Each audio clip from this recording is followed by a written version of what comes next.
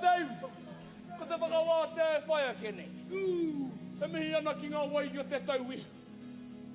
Me te wā kāinga, me te mārama tonu, he nui ngā wero mo te rere o rā ngā wai. E te ui, whakarongo mai rā.